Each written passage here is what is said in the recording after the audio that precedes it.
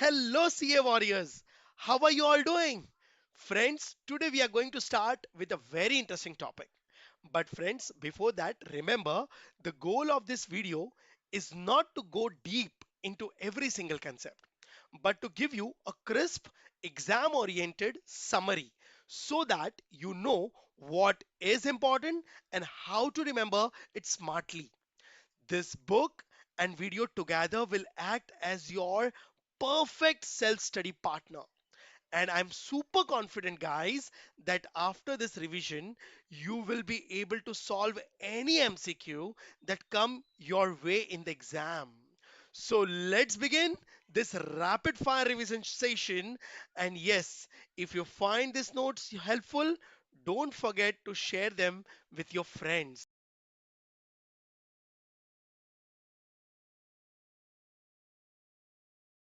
Let's start with the very first chapter, that is nature and scope of business economics. Friends, this is the foundation of your subject and help you understand how economics connect with business decisions. So let's begin with the rapid explanations. So friends, we are now studying unit 1, introduction.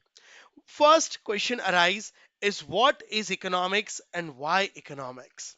Friends, the word economics came from two Greek words, that is oiko, meaning house, and nomia, meaning management. Oh, is it? Yes. So basically, economics means house management, or in a broader term, the management of a scarce resources. Now, e- guys, economics deals with how we use limited resources to satisfy unlimited wants, and how we distribute goods and services among the people to reduce inequality and poverty. So economics help country to solve their problems.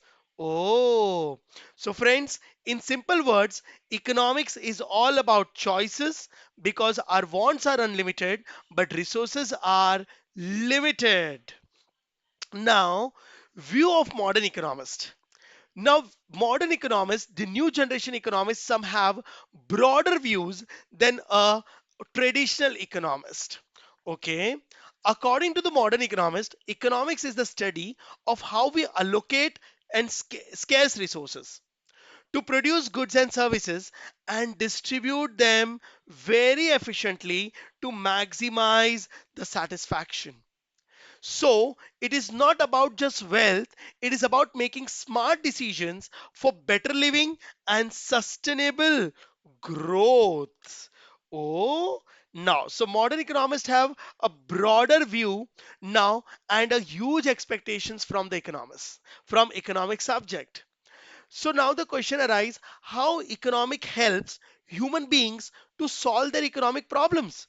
Friends, economics help us to understand and manage real life problems like poverty, now inflation, and unemployment. Oh, yes, it gives us a logical framework to analyze issues and find practical solutions. Now, to analyze the problems and provide practical solutions. For instance, economics help us understand why prices rises, why unemployment happens, and how government policies can control it. So yes, economic does not solve all problems instantly, but it's definitely help us to see problem clearly and act wisely. Now, so guys, economics does not solve all economic problem instantly. Economic does not claim that we will going to solve all the problems, but yes, it definitely help us see problems clearly and act wisely. So now let's hope you understood what is economics and what is the use of the economics. So let's come up with the definitions. Now let's quickly recall two famous definitions, guys. One is Adam Smith's Science of Wealth. Oh, yes. Adam Smith, who is also called as father of economics, stated that economics is an inquiry in the nature and cause of wealth of the nation. Now, Adam Smith focused mainly on production and accumulation of wealth, guys. Oh, means as per Adam Smith, now those countries who are super rich, super powerful, only they are called developed. Means wealth of the nation indicates development. Guys, it is a fact. Means Adam Smith want to say the major duty of the country, of any country, is to become a wealthy and to become a powerful. He have given this definition in the year 1776, which was a era of the war. So powerful countries used to be called developed, wealthy nations. Oh, second definition has been given by Professor Lionel Robbins in 1932. Now, his focus is on economics is nothing but it's a science of choice making and scarcity. Oh, now he have given a different angle to the economics.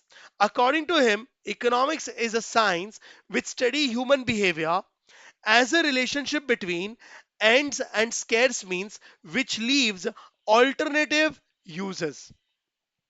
Friends, this is modern definition highlights scarcity and decision making because resources are limited but can be used in a different way. So Robbins definition is more practical. It make economics as a science of choices. So please remember, science of choices has been given by Lionel Robbins and wealth definition has been given by Adam Smith, who is known as father of economics. So now let's come to the scope of economics. Now, friends, economics is divided in two main branches. That is microeconomics, that means small, and macro means large. Let's understand what is the difference. Friends, microeconomics actually focuses on individual units like a consumer, a firm, or a market. It is also known as price theory or value theory. Now, the major theory of microeconomics which you're going to study is in chapter number 2, 3, and 4, that is demand, I can say consumer behavior, demand, supply, production, pricing policies. Now, pricing, cost, study to the firm, individual incomes, etc. These are the popular individual theory of microeconomics. Friends, microeconomics use slicing method or bit by bit approach, means analyzing problem bit by bit. That means microeconomics does not solve the entire problem as a whole. He break the problems, any problem, into a pieces and then solve it one by one. Okay. So friends, it is also said that that's why it's called economics does not microeconomics deals with partial equilibrium because he break the big problem into a part by part and solve it partially to partially. Okay, friends, microeconomics was majorly popularized by Alfred Marshall. That's why you will going to see you have learned that law of demand, law of supply, these all are microeconomics, and microeconomics actually propounded by Marshall. He, because of him, microeconomics has become very popular in the world. Okay, it determines relative prices. And friends, if I talk about business economics, microeconomics help businessmen to solve their internal issues and operational issues because business internal issues are actually individual issues. Oh, so guys, if I take one example, deciding the prices of a product or analyzing one firm's cost structure is actually a microeconomics. So let's understand now macroeconomics. It's opposite of micro. Macroeconomics focuses on economy as a whole, not individual units. It is also known as income theory and aggregative economics. Now, guys, chapter number 6, 7, 8, you will going to learn about macroeconomics. Now, chapter number 6 and all, the best examples, the biggest theory of macroeconomics is national income, employment and growth, inflation. Now, trade and growth, business cycle, saving and investment. These all are national issues. So when economics recognize aggregate issues, national issues, it's called macro theory. You know what? Macroeconomics use lumping methods to solve the problem. Means now micro goes with slicing method, means his microeconomics now handle the big problem. He break the big problem into small pieces. But macroeconomics solve the entire problem as a single problem. It's called lumping. Means analyzing the economy in totality. Oh, guys, macroeconomics deals with general equilibrium, and macroeconomic theories are propounded by J.M. Keynes. J.M. Keynes have majorly J.M. Keynes theories are macroeconomic theory. Okay, now macroeconomic determines absolute prices, and if I talk about business economics, like microeconomics deals with internal issues, solve internal issues and operational issues of the businesses. Macroeconomics solve external issues and entire environmental issues of the businesses. Oh, so now you feel going to feel कि micro and macroeconomics are actually opposite to each other. So friends, now if I take one line example to make you understand in a one line, simply I can say that micros economics study the tree, but macroeconomics study the forest. Oh, what a relatable example. But guys, actually, if you're going to see, in reality, they are not opposite to each other. Both are complementary to each other. Oh, without micro, macroeconomics is not possible, and without macro, microeconomics is not possible. Both are useless with each other, without each other. Okay, so hope you understood micro and macro. So now, after understanding the microeconomics, macroeconomics, and economics, now next question arises in the mind is, sir, this economics is either a science or an art. Guys, economics is actually both science as well as art. How come? Now, understand, as a science, it study facts, relationships, and cause and effect patterns. Oh, so in a methodology, it is a science. Obviously, it is not a perfect science, but it is a science. And as an art, it applies those theories to achieve goals like growth, employment, and welfare. Means economics is an art in its applications.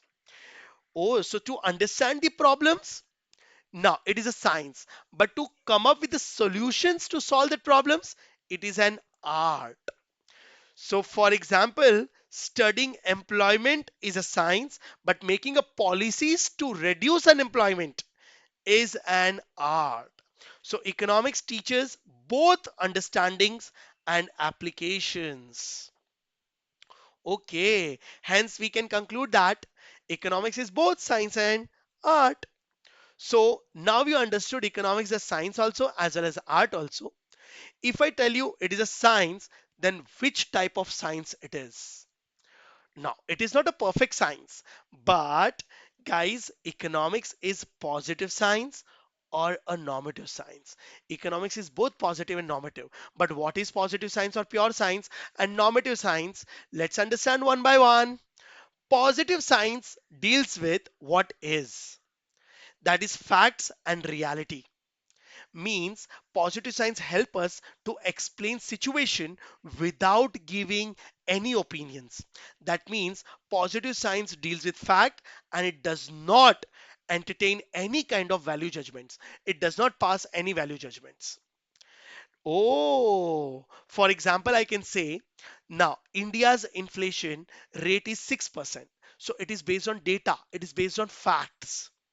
So positive science is deals about facts. Okay, guys, positive science approach is actually developed by Lionel Robbins. Now, what Lionel Robbins says that The job of the economist is not to solve the problems, but to declare what the problem is. And indicating the problem is actually a fact. But solution will not be given because solutions are always assumptions. So that's why he said that positive science is not concerned with welfare proposition because they does not provide advice. They just indicate what problem is, and problems are always based on facts. Okay, so they does not pass value judgment. That's why Lionel Robbins says economics should always be neutral. Because when you give advice to someone, actually you are giving some judgments, which become a normative science. Just give the facts. That's all. Oh, so what is normative science? Normative science is indicates what ought to be. Means it gives value-based suggestions or judgments. And when I say people give judgments, means it is based not based on facts, it is based on assumptions. And you know what? This approach of normative science is actually developed by Alfred Marshall. You have studied law of demand, law of supply, utility. You know all the laws are based on lots of assumptions. That is ceteris paribus. Other factors should remain constant. And that's why people can argue on that law, right? So judgments are arguments. But in a positive science, no arguments are possible because it is based on fact, right? So example I can take is, guys, when I say in India unemployment is of 6%, it is a fact. This statement is a positive statement. But when I say government should reduce inflations, so I'm giving some value judgments, I'm giving some advices. Now it is a normative science. Oh, so friends, normative science is basically now finding the solutions to the problem. Means normative science is actually connected with the welfare prepositions. Okay, positive science is not connected with the welfare prepositions. So friends, conclusion is positive science tells us what is happening. Normative science tells what should be done. It's advisory. That's why economics is both positive as well as normative. Yes, guys. Friends, economics is both positive as well as normative. Reason, both the sciences are required. To understand the problem, I need facts, positive science. And to come up with the solutions, I need judgments, that is normative science. Oh, so both the sciences are important in their places. Yes. So this is what we studied economics is. But our objective is to understand what is business economics, or I can say managerial economics. So now coming to the part of business economics, guys, friends, business economics is nothing but it is said that it is an application of economics theories to the real business situations and decisions. Oh, yes. It helps manager guys to decide how to use limited resources efficiently and to achieve maximum profits. For example, deciding product prices, estimating demand now, or reducing the cost all are a part of business economics. So in one line, I can say that business economics is equal to economics is in action taken for betterment of the business. So business economics is actually a applied economics. Okay. Now, so hope you understood the business economics. Let's understand nature of business economics. There are 5 points you have to understand. First is business economics is both science as well as an art.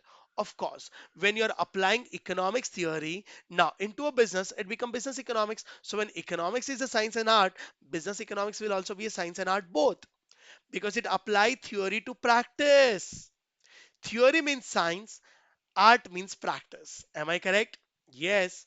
Now, business economics is based on microeconomics analysis as well as it is also based on macroeconomics analysis because it uses both internal and external factors. Business economics is actually affected by internal factors and external factors. To solve internal problems, micro theories are applied, and to solve external problems, now macro theories are applied. Okay, guys, business economics is practical as well as pragmatic in approach. That means it focuses on real world applications and not the theory alone. Oh, friends, business economics is also multidisciplinary or interdisciplinary in nature. That means it uses tools of mathematics, statistics, finance, and management to solve various types of problems and to achieve goals, that is of maximizing profit and ensuring efficiency. So friends, basically business economics is all about data-based decisions making for a real results. Hope you understood the nature. So this is my for unit number 1 is over. But before we wind up, let's do a final recap in a one liner. So, first, what is economics? It is a science of scarcity and choices. Adam Smith have focused on wealth focused view, and Lionel Robbins modern view, that is scarcity, choices, or alternative uses. Microeconomics and macroeconomics. Microeconomics is an individual analysis. Now it talks about firm, product, and pricing. But macroeconomics is an aggregative analysis. It talks about income, employment, and inflation. Now, friends, what is economics is actually a science plus art, as well as economics is positive plus normative. Friends, business economics means practical uses of economics theory for a business decisions. And nature of business economics is goal oriented, efficient use of resources for maximum profits. So this is our full chapter, short, clear, and conceptually strong. Hope you understood. Friends, read it once again confidently and proceed further. Hope you got it. So that's it, my dear students. This was your quick revision session. Simple words, clear concept. Now there is no room for confusion. If you understood everything in one go, say yes, sir, and give it one more quick revision. Remember, smart study is the best strategy. Keep revising, stay confident, and believe in your preparation. And don't forget to tell your friends that these notes are total exam lifesaver. Stay consistent, stay motivated, and I will see you in the next rapid fire revision.